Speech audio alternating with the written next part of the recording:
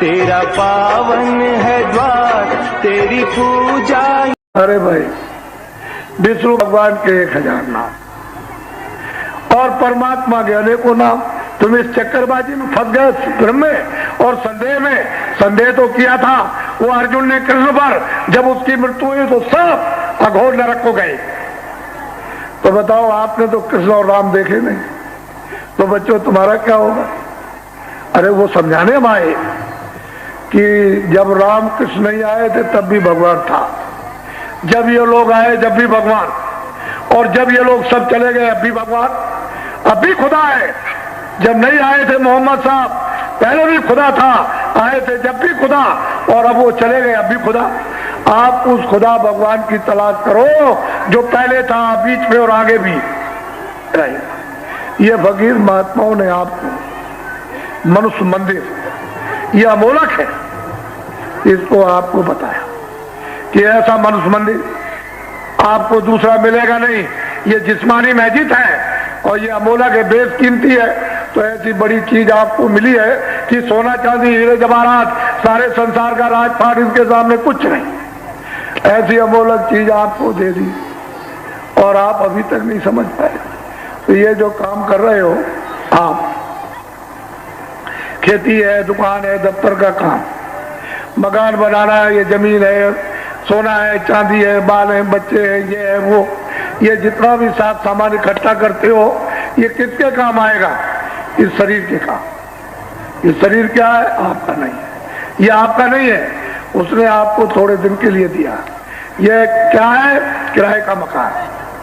मकान मालिक ने सबको थोड़े दिन के लिए दिया है और ये कहा है कि तुम मेरे मकान में जो जीवात्मा बैठी उसको जगाओ और जगा करके मरने के पहले तुम भगवान के पास पहुंचा दो और मकान मेरा वापस करो।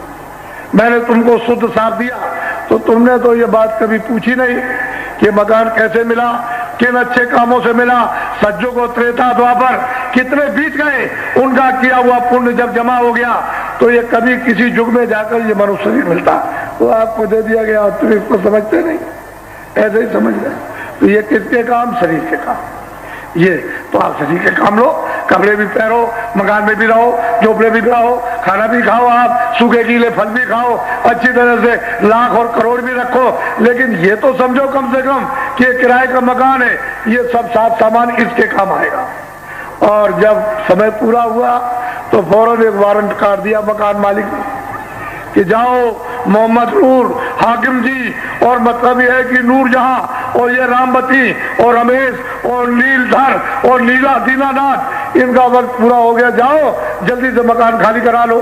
तो आवाज जैसे ही दी सिपाहियों ने, होशियार हो जाओ। बात उतनी आवाज सुनी नहीं कि आंख अंधी कान बहरे और बुद्धि पागल, फट जमीन पर गिर जाओगे और सट से पहुंच जाएंगे, दबा लेंगे कि देखो मालिक का ये हुक्म हो गया, मकान अभी खाली कर दो।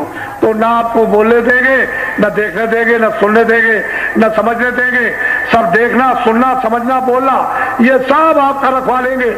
हिंदी, अंग्रेजी, उर्दू, संस्कृत, बच्चों की तरफ नहीं देख सकते हो, इसकी तरफ उसकी तरफ, कहेंगे मकान खाली। 1 मिनट के अंदर मन को, बुद्धि को, चित्त को, प्राणों को और जीवात्मा को, रूह को जिस्म से, शरीर से निकाल बाहर। ये शरीर आपका, ये जिस्म आपका, ये पड़ा मिट्टी है, मुर्दा। ये सब सामान क्या था? मुर्दा था। ये पड़ा है, ये खोल है, अरे पर्दा है, मिट्टी है, ये पड़ा हुआ, इसको क्या, ये इसके साथ नहीं, इसके साथ। तो आपने किसके लिए कमाया था? इसके लिए मेहनत तो इसके लिए की, वो ये पड़ा हुआ अब इसके साथ हो गए। तो जीवात्मा के साथ तो कुछ जाने वाला नहीं। तो आपको ये चाहिए था कि थोड़ा सा समय बचाकर, यानी 23 घंटे तो इसके लिए मेहनत करो और 1 घंटा यानी जीवात्मा के लिए थोड़ा धन कमा के रख लो।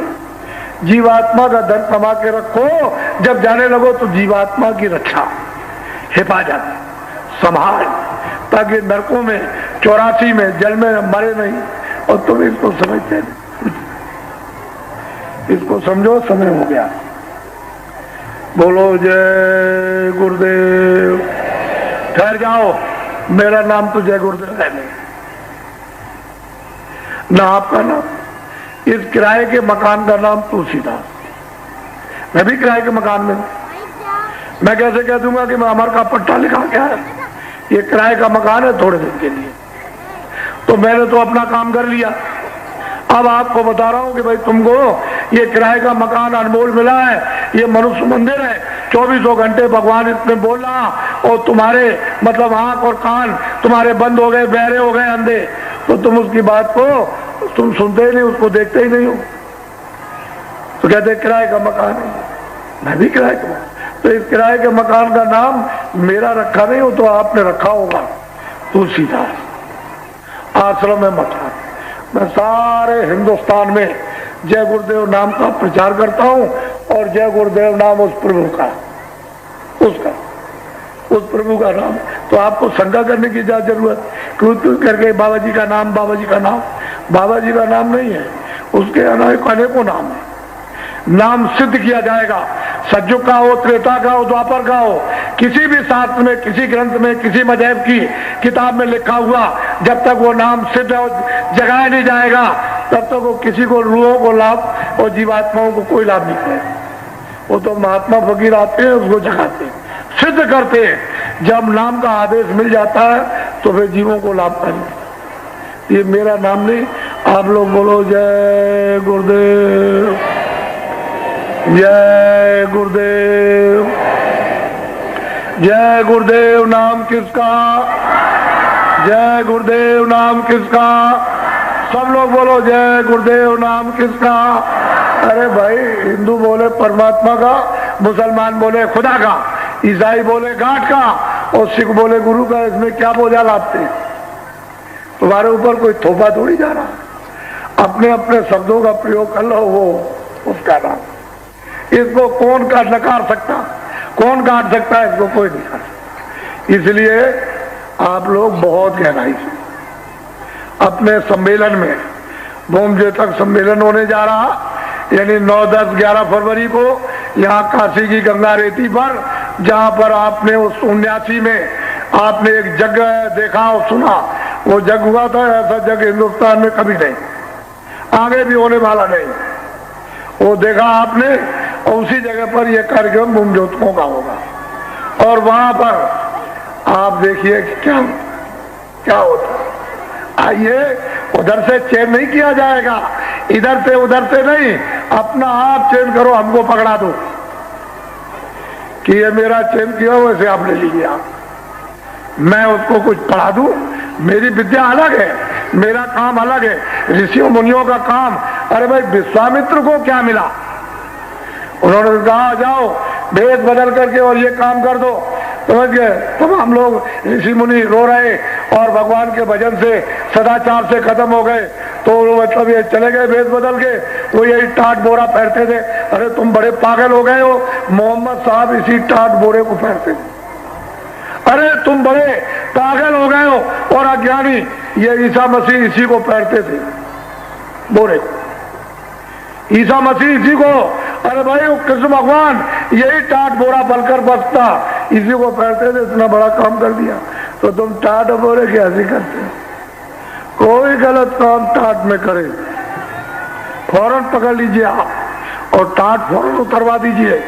वो काम उसके लिए नहीं, फौरन, देर करने की जरूरत नहीं है। ये भूमज्योतकों को इजाजत है, कोई खराब काम करे, यानी भेष बदल करके कि टाट पहन करके, मतलब ये टाट उन लोगों को नहीं पहनाया गया, वो अच्छा काम, भेष बदल, मोटा काम, सीधा साधा। तो आपने तो ये समझा नहीं, विश्वामित्र ने तो कुछ लिया नहीं था, उन्होंने तो ऐसा मसाला तैयार कर दिया और तुमसे करा दिया और तुमको जगा दिया और दे दिया कि जाओ तुम मतलब धर्म की स्थापना कर दो, चरित्र की स्थापना करो, सुधार की, सबको शांति दे दो, सबको मतलब है खुशहाली दो।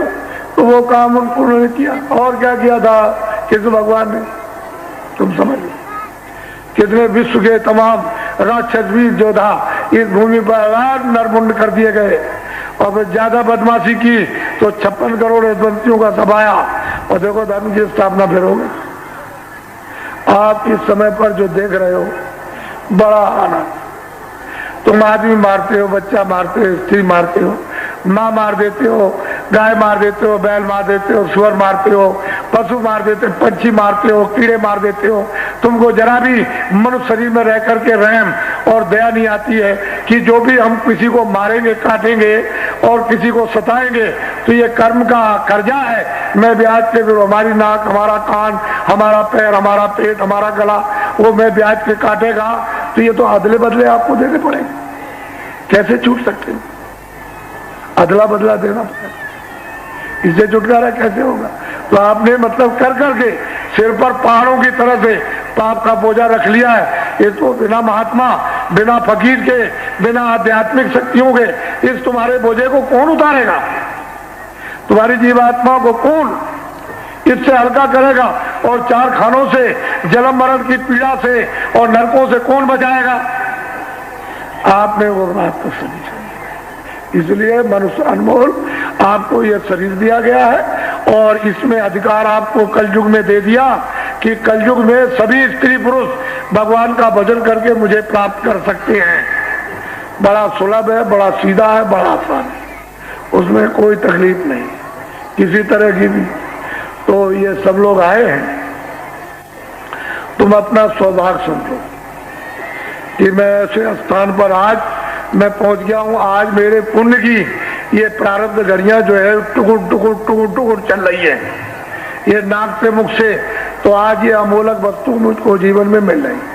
तुम ऐसे किसी के पास चले जाओ जो तुम्हारे मन को, तुम्हारी बुद्धि को, तुम्हारे चित्त को, तुम्हारे अंतःकरण को, तुम्हारी जीवात्मा को यानी धो डाले और तुम्हारी आंख खुल जाए, कान खुल जाए तो तुम भगवान को भी यहाँ से देख सकते हो, स्वर्ग को भी देखो, बैकुंठ को भी देखो, वहां भी जाओ। और नहीं तुम्हारी आंख बंद, कान तो किसको देखोगे? वो तो 24 घंटे बुला रहा। लेकिन हमको ये नहीं मालूम है कि मनुष्य शरीर में हमारी जीवात्मा कहाँ रहती है। तो मेरी तरफ देखो, हमारे भारत के और बाहर के सब वैज्ञानिकों ने ये खोज और तलाश की है बहुत जोर शोर के साथ कि इस मनुष्य शरीर में कौन रहता है। तो अभी तक उन्होंने कहीं पता नहीं लगा पाया, न किसी आले में आई।